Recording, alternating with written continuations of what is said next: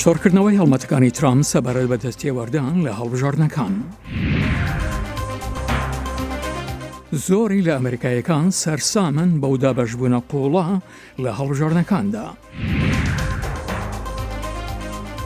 پاپا هانی ئیتالیەکان دەدات بۆ پەیڕەویکردنی خۆپاراستن لە کۆرۆنا.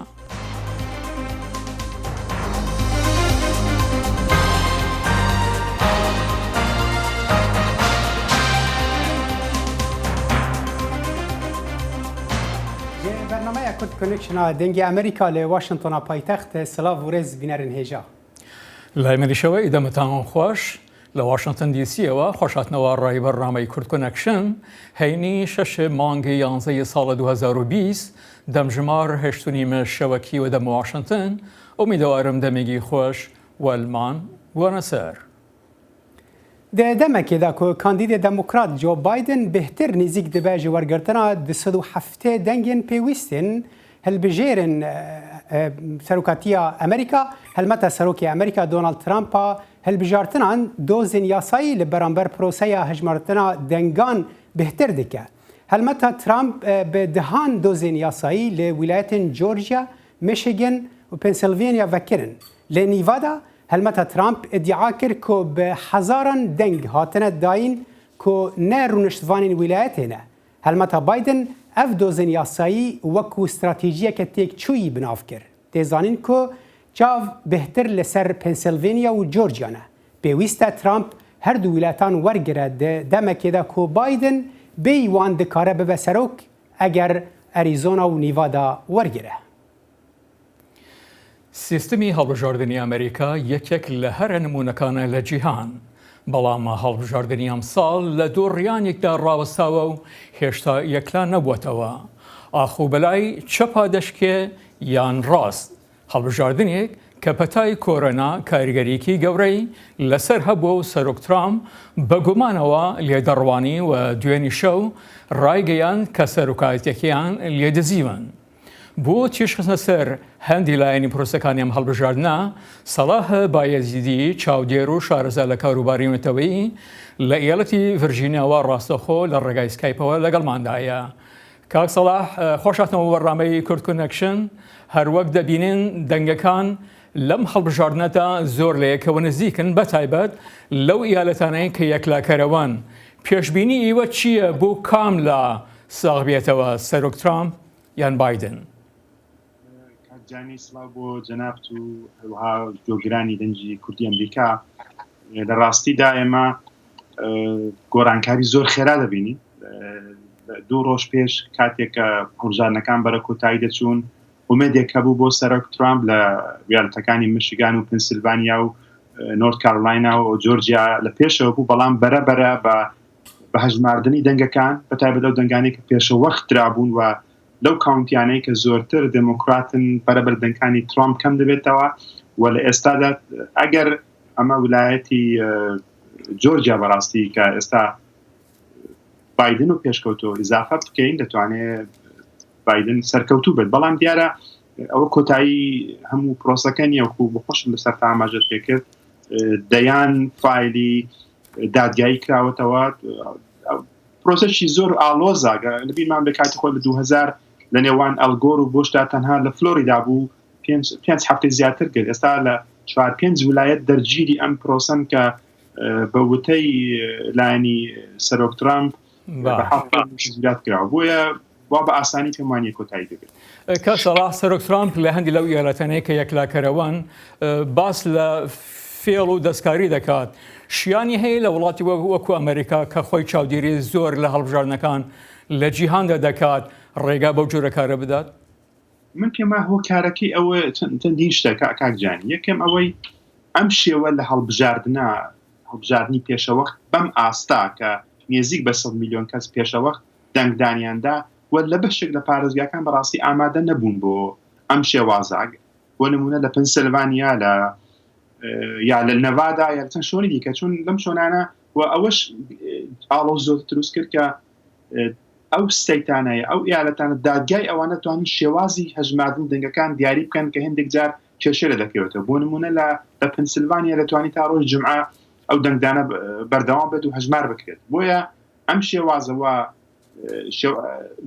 بەشداری لە ڕادەی زۆری خەڵکی ئەمریکا کە لە دوای ساڵ 1960 کە ئەو کاتە ڕێژەی پێوانەی تۆمار کرد بوو لە نێوان نیکسۆن و جان ئێف کێنەدی ئێستا زۆرترین ئاستی تۆمار کردەوە بۆیە ئەم بەشداریە زۆرە و ئەم نائامادەبوونی پارێزگاکان بۆیە کە شێواز دەنگدان چۆن بێت بۆیە هەموو ئەوانە ئاڵۆزێکی دروست کردووە کە چاوەڕان نەکراوەکو جنابش باس کرد دەبوو ئەمریکا وەکو وڵاتێکی بەڕاستی موسساتی و کە بنەماکانی دموکراسی هەیە دەبوو شێوازێکی مۆدێرنتر یا لە تەکنۆلۆژیی باشتر کەچوو کە بتوانێت ئەم کێشەیە دروست نەبێت. کارزانان چۆن دەڕوانە لێدوانەکانی سەرۆک ترامپ سەبارەت بە هەڵبژاردنەکان بەتایبەت دوێنێ شەوکەوەتی سەرۆکایەتیەکەی لێدزیون؟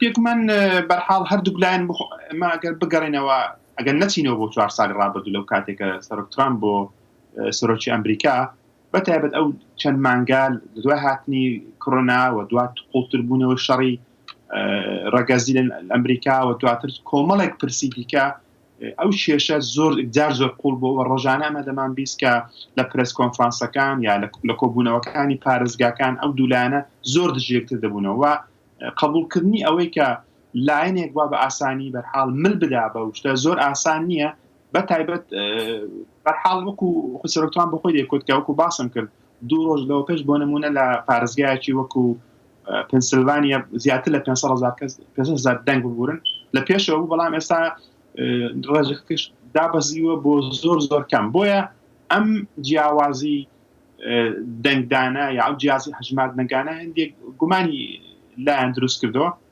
بۆیە لەو ڕوانگە و بڕوانین کە بەرحاڵ بزانین کە وەکو باسمان کرد ئەو بنەماکانی دموکراسی لێر زۆر بەهێزاوە دادگاکان دوجارە توانن ئەو یەکلاکەنەوە ئەوەشمان لەبی نەچێت بەشێکی زۆری لە کۆمارەکان پشگیریان نەکردو تا ئێستا لە سەرۆک ترامپ کرد.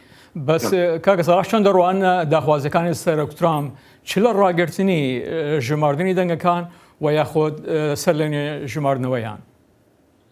ئەوەی کە من لەوەش دەهرمە دوو لایانی جیاواز دەبین لایانی بایدن ئەمە دەبینین هەموو دەنگەکان هەژمار بکرێن کە شعاری سەرێک دروشمی سەرەکیە لایانی ترامپیش دەڵێ دەنگە یاسایەکان تۆمار بکرێن دیارە دەنگ یاسایەکان ئەوەش وەکو کوتم بەپێی قانون و یاسای ئەو وڵایەتانە خوێندنەوەی جیاوازی بۆ دەکرێت بۆیە دەبێت ئەو دوولای هەردوو هەڵ بسەنجێندرن دوایە بەڕاستی بریار لەسەر بدرێت کە بریارێکی زۆرتر یاساییە لێرەدا.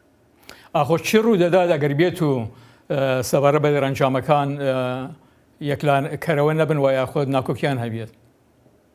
بگومان ئەگەر ئەو ناکۆچیانە قوڵتر بنەوە بەرحاڵ کارگەری زۆری دەبێت بەسەر کۆمەلگای ئەمریکایی ئەمە بۆ خۆ دەزانین ئێستا چەند ڕۆژێکی خەڵک لەبیری چێتەوە نەخۆشی کۆڕۆنا یا توشبوونی ڕێژەی پێوانەی تۆمار کردەوە لە زۆر لە ئێستا 120,000 کەس تووشی ئەو نەخۆشیە بوونەوە و چاوەڕان دەکرێت ینی کۆمەڵێک کێشی دیکە دروست بێتەوە لە ڕوبەڕووبوونەوەی تەنها چۆن کاسەڵاشیانی هەیە بڕاتە دادگای باڵا ئەگەر بێت و ناکۆکی هەبێت لەسەر دەرەنجامەکان؟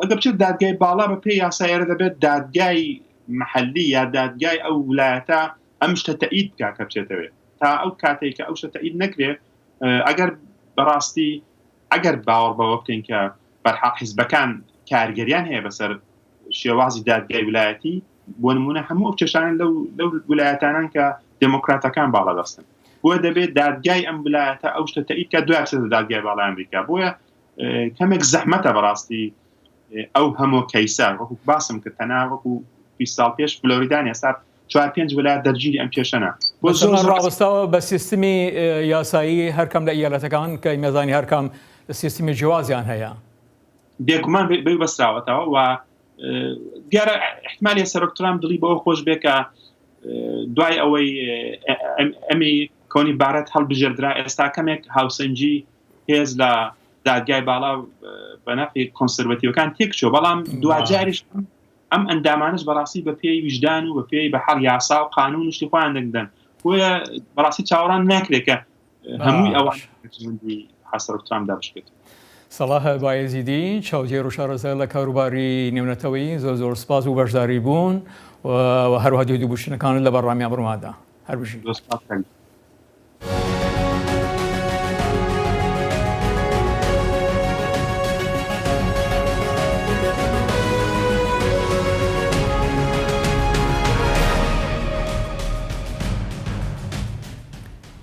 دەمەکێدا کو ڕاکێشان و ریاکسیۆنên جیاواز دێ دەربارەی هەلبژارتنên سەرۆکاتیەدا لە ئەمریکا دەرکەتنە پێش پلاتفۆرمên مەزنên ئینتەرنێتێ وەکو فەیسبوک و تویترێ هەوڵ دەدن کو هەنریان ببینن دا کو ڕێ لە بەڵاوبوونا ئاگاهیên شاش بگرن.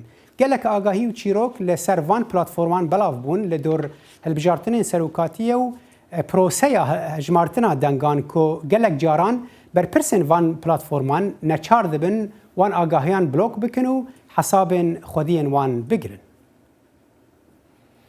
و زۆر لە ئەمریکایەکان سەرسامن بەوەی کە هەڵبژاردننی سەرۆکایەتی ئەمریکا ئەوەندە لەیەکەوە نزیکن کە ڕنگدانەوەی ئەو دابەشبوونە قۆڵەی لە وڵاتەکەدا هەیە. ئێلیزابێت لی پامێری دەنگی ئەمریکا لەم ڕاپۆرتەدا دوو جیاوازیمان دەخاتە ڕوو. ڕەنگە ئەمریکا یەک وڵات بێت بەڵام هەڵبژاردننی سەرۆکاتی دەریەخا بە پێی بەربژارە سیاسیەکان دابەش بوون بەسەر دوو بەرەدا. ئەم پیاوە کە ناوی یەکەمی ئاشکرا کرد جێف پشتگیری بایدن ئەکات. زۆر بێزارم لەم دۆخە چیتر وڵاتەکە ناناسمەوە بەڕاستی نایناسمەوە لەو باوەڕەدام دۆناڵد ترامپ کە توپەتی کرد. بە بڕوای من ترامپ ئابووری باش کرد بەرنامەی خانەنشینی 401کەی بەرز کردەوە کرێی کار زیاتر بووە. پارەی زیاترم دەستەکەوێت و لە بۆرسەشدا پشکەکانم بەرز بوونەتەوە. ئەو دوو بۆچوونە ڕنگدانەوەی دابەشبوونێکی قوڵە لە وڵاتەکەدا. We're divided on partisan and ideological lines. We're divided. لەوانەیە بەهۆی پەتاکەو ببێت کە زۆربەی ڕاوەرگرتنەکان لەسەرەوە بوو دواتر لەسەرەوە زانیارانە شیکردنەوە کراوە کە بە هەڵەدا چوون. شەوی هەڵبژاردن هیوای شەپۆلەشینەکان نەهاتە دی کە دیموکراتەکان هیوایان بۆ دەخواست لە ڕاوەرگرتنا گشتەکاندا نیشانیدا بوو لە ویلایەتی گرنگی وەک فلۆریدا لە پێش ترامپەوە بوون بەڵام لە کۆتاییدا فلۆریدا بۆ ترامپ بوو. ئەی بۆچی ڕاپرسیەکان ڕازدەر نەچوون؟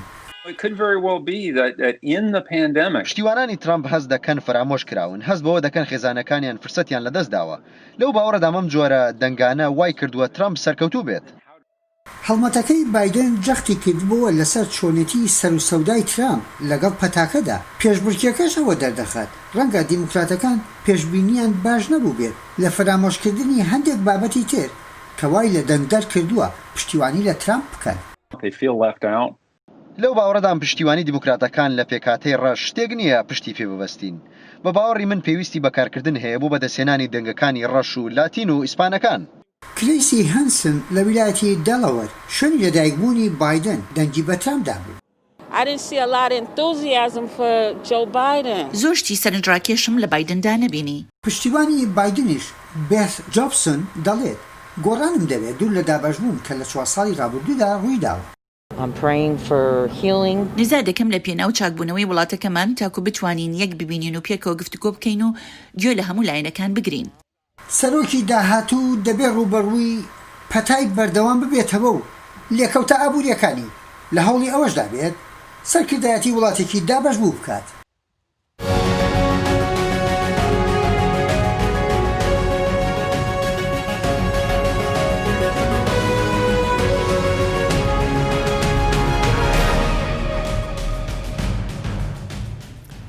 ویلایەتە نیڤادا یەک ji 5-6 ویلایەتên ئەمریکیە ku hejmartina dengan lê hîn bi dawî nebûye û berpirsên wîlayetê biryar dane ku encamên dawî ranegihînin heta ku proseya hejmartinê ya dengan bi temamî bi dawî dibe. Ji bo agahîyên bêhtir divê derbarê de niha aram ajar şîrovekarê siyasî ji bajarê Las Vegasê bi me raye. Dema te baş kekê aram spas ji bo بەشداربوونا تا کوازانر جەم و بەربانگا سبەهێت زوو شیار بووە ڕاگرتنا ڕاگەهاندنا ئەنجامان لە نیڤادا تشتێکی نۆرمالە لێ تەنێ ئیساڵ بووە. سەرچەوە ساڵە ji bo beşdarbûnê و belê yanî saziya bilindiya hilbijartina nevada ji şêvê din ji diyarkirin hîn 40,000 deng mane dibe bête hejmartin û dema mo ferkê فرق navbera Donal Trump û Jonh Biden de nêzîkê 12,000-13,000 deng hene û her wiha ev hece hingîn bi berfireh dibe. Hingîn bi dengên Jonh Biden pêştir dikeve û şêvê dîce çendên komûn çêbû li Nevadayê li bi taybetî li Las Vegasê alîgirên Donald Trump ji nerazîbûnê xwe tînine ser ziman û ev tiştir ev jimareyên berçav ne gorê daxwazên wanin ji ber wê ku yani dibe ku îşevcû û îroje çendîn kombûniyên alîgirên Trump bên bahev û dîsa nerazûbîna xwe di derbarên va jimara de bînin ser ziman. بله آرام یعنی امزانن کوماریان بتایبتی هلمتا سروکی امریکا دونالد ترامپ بحثاویه که دکه کل یعنی ادعا دکه کل و داره به هزاران دنگن کو کس نه هاتنه هجمارتن کو نرنشتوان ولایت نه جهندن هاتنه اف یک عالیه بر پرسن ولایت و چاواته وکرن و چاوا ممکنه چتکی وها به برپرسن ولایت هید درباره گوتن دونالد ترامپ تا داخویانه کی دیار نکرینه و yani tiştek wisa rojnamavanja bi taybetî li ser vê babetê çendin axaftin kirin evaha hema wê dîtina Donald Trump yani desthiladarên vê derê tiştek wisa rast nabînine. آرام یعنی ام دزانن لولایت ندن وکو لباجار وان مزن وکو لباجار فیلادلفیا لپنسیلوانیا وکو باجار اتلانتا لجورجیا قربالغ گلک هيا جبرويجي هجمارتنا دنگان و بحثوي كده بكل وان جهان ايكو بهتر دنگان وني او كاربا شانسوي بهتر هيا كل ولايات تواهي بسركفه لاس فيغاس شي وهاي وكو اتلانتا وفيلادلفيا يعني روشا نيفادا جوازه yani naha taybetmendiya Las Vegas ew ku Donald Trump eğer vî bajarî dest bêxe wî demî wî Serokî Amerîka yê hilbijar bi hilbijartin her wiha ev tiştelin yani bi taybetî Nevada û karê Joe Biden gelek hêsan dike. Eger bête hilbijartin ne hewce encamên Pennsylvania û honyên wan cihên dîne. û rasterast kê hilbijartin ji ber wê ki bêhna demokratan ji ber Nevadayê niha piçkê firahew û gelek baweriya waje heye Joe Biden bête hilbijartin. Ji aliyê bingehên dengdanê de bingehên hejmartina dengan de aram li wê derê çawan e hejmar gelekin bingehên wan hewildane ku em bibêjin nêskî hevdî bikin bikin yek cihî çawa rewşa hejmartina yani bingehên hejmartina dengdanê li wê derê çawa ye. Belê yani vê derê bi taybetî desthiladarên vî bajarî li ser wê yekê lêkolînê her wiha kar gelek baş anîtin holê û yani gelek hêsane mû hema biçi be deryexa û kiliseyek han mektebek mû biçi dengê xwe kar bîn û her wiha gelek bingehên hejmartina dengan ji vê de heye û welê xuyar dike her wiha şevê din ji desthiladarên vî bajarî dîsa diyar kirin ku dibe ku îroje ev dengên hene êşmartin û wekî hewe ji di destpêkê de gotî desthiladarên vî welatî biryar dane ku heta dengê xwe paşê nexwînine encaman li medyayê re parve nekine û ji ber wê ku dibe ku siba ji nê diyar kirin. Belê کێکی ئارام ji aliyê em bibêjin pîvanên saxlemiyê ku li Amerîka teb da hatine sepandan lê dîsa jî reaksiyona komariyan û demokratan bawakî ciyawaz bû ji bo bersivdana em bibêjin vîrusa koronayê lê nîvada bigiştî û li bajarê Las Vegas ku bajarekî hinekî qerbaliga rewşa em bibêjin pîvanê saxlemiyê çawa bû. Yani wê hûn zanî Nevada yani cihekî qada şerîye ji ber wê ki gelek xelk derdikevin ji derve bi taybetî alîgirên Donald Trump û ev yek ji yani alîkariyê dide vê pandemiyê pitir bila bibe û bi taybetî ev net tiştekî baş û hûn ji zanî du roja bi taybetî beriya du roja di roja hilbijartinê de pandemî û ji mara pandemiyê ket astekî herî bilind di Amerîkada û ev ji encamekî nebaşiya hilbijartinê bû. Belê em dizanin ku behsa wê yekê dibû ku li Las Vegasê hinek nerazîne ji pîvanên ku demokrat bêhtir behsa wê dikin pîvanên tund ji ber ku yani bêhtirî dahata Las Vegasê û ew ê wê pala xwe dide ser geştiyariyê ser cihên geştiyarî li wê derê yani di vê derê de bandora van pîvanan çawa bû li ser proseya dengdanê bixwe. Belê wekî hûn zanî di sala de hilbijartina di navbera Donald Trump û Hillary Clinton de Nevada ketî bû destê demokratan de û wîlayeta Las Vegas jî destê demokratan de bû.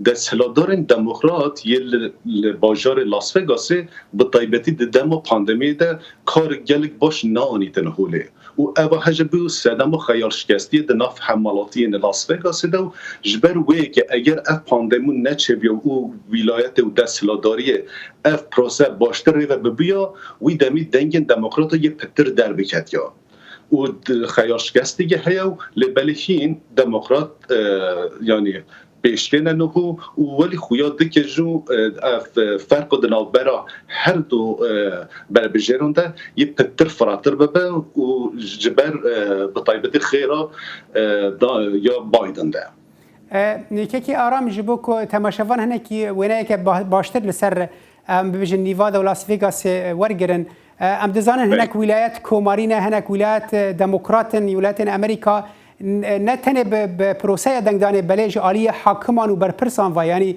روشا نیوادا و درباره دا چاوایی یعنی بطایبت وی تگوتی نوادا یعنی دست دموکراتان ده بوج بر وی که دست هلاداری و محکمه و دادگاه و پتر میلا دموکراتا وندنه و گلا یعنی او حد گره باندوره که چه سرچه که بطایبتی او دم پاندمیه ده اف جبو دموکراتان نگل باش بو او وکی اون زانه اف در دورا نوادا چندین ولایت دست کماریا دبون و دمو موفتین گل و چه ود دم پاندمیه ده باجان خارری دبرن دمو موفتیو پتر سرفراز در باز بونه و جبر وی کمت کاری بیجی دستلادارن نوادا بطایبتی لاس وگاسه و هزا دموکراتان لاس وگاس و هر وها ده نوادا ده لواستر کیه و یعنی قصی که لواستر کیه لبلی هین دموکرات پیشن بله که آرام ام دزانن پرانی ولایت امریکی لگندوارن امریکا بهتر کماری دنگین وان هبو آماده بونا وان هبو خلک ام ببیجن لگندوارن بهتر او دیکرش برویج دما من لخشه هلبجارتنا تماشا دیکر مدید که رنگ سور و دره دیاره لنیوادا دیجی روش وهایا که لجهن گندواران بهتر کماریان دنگ خدا و لباجارن بقربلغ دموکرات بون؟ بله نوادا ایالت گلگ برفراخ و مازنه و دو باجرن مازن هنه یک رینوه یک لاس وگاسه و دمو موفتی و کانتین دین همو دم اودیا دونالد ترامپ پیش وچویا یعنی دونالد ترامپ ده تواخی و نوادا ده تو باجارا پیش و نچوه لبلی دمو موفتی هجمارا صده نوت مروفند نوادا ده لوا هر دو باجارا دمینن یعنی وی تگوتی گوند و درن بچوک و ناحیه و قضا و همی کتینه دست دونالد ترامپ دا لبلی باجارن هر مازن دست دموکرات دانه و جمارا مروفانجه صده نوت لوا هر دو باجارانه و اوه هجه آوانتاجه که گلک مازن تقی دست دموکراتان ده برای شیروکار سیاسی آرام آجار تجولیتا نیوادا باجار لاس ویگاس مرابی گلک سپاس درچاف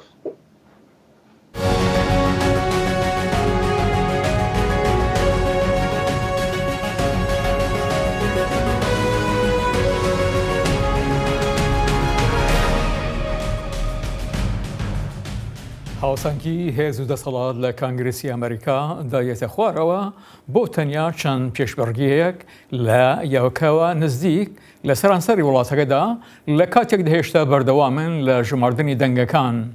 پێشبەرگەکە بۆ کۆنتڕۆڵکردنی ئەنجومەنی سناتی ئەمریکا لەوانەیە تا ساڵی داهاتوو درێژێ هەبێت.